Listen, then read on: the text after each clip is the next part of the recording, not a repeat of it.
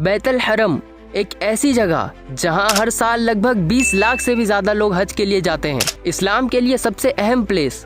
हर मुसलमान का दिल काबा से जुड़ा है। लेकिन क्या आप जानते हैं कि काबा को किसने बनाया, क्यों बनाया, और सबसे बड़ी बात, अल्लाह ने उस जगह को ही क्यों चुना?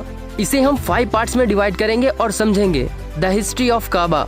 इसलिए इसे आखिर तक देखें और समझें आखिर क्यों इसे इतना अहम दर्जा मिला। लोग अक्सर समझते हैं कि काबा को हजरत इब्राहिम अलैहिस्सलाम ने बनाया था, लेकिन असल में उसकी पहली बुनियाद सबसे पहले हजरत आदम अलैहिस्सलाम ने रखी थी। जब उनको जन्नत से दुनिया में भेजा गया तो अल्लाह ने एक रोशनी का नूर उनके सामने भेजा, बैतुल मामूर का नूर। यही बैतुल मामूर अर्श के ऊपर फरिश्तों का काबा है। हर रोज 70,000 फरिश्ते इसमें तवाफ करते हैं और एक बार करने के बाद दोबारा कभी वापस नहीं आते। दोस्तों, हजरत आदम अलैहिस्सलाम ने अल्लाह के हुक्म से उसी नूर के नीचे जमीन पर काबा की सबसे पहली सूरत बनाई, यानी अर्श में बैतुल मामूर के ठीक नीचे ही काबा है।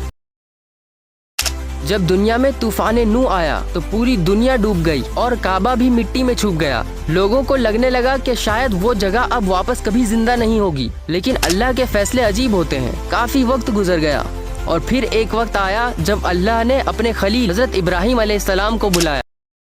अल्लाह ने हजरत इब्राहिम अलैहिस्सलाम से फरमाया, ए इब्राहिम, जमीन पर मेरे घर की दोबारा तामीर करो जहाँ लोग मेरी इबादत करें। और यहाँ आता है एक हैरान कर देने वाला राज। काबा के नीचे एक छुपा हुआ मकाम था जहाँ से इब्राहिम अलैहिस्सलाम ने एक रोशनी उठती देखी। वही जगह थी जहाँ हजरत आदम अलैहिस्सलाम ने पहले बुनियाद रखी थी। हजरत इस्माइल अलैहिस्सलाम उनके बेटे उनके साथ पत्थर लाया करते थे और हजरत इब्राहिम अलैहिस्सलाम पत्थर रखते जाते। जब दीवारें उनके कद से ऊंची होने लगी तो एक छोटी सी जगह पे खड़े होकर इब्राहिम अलैहिस्सलाम तामीर करते रहे।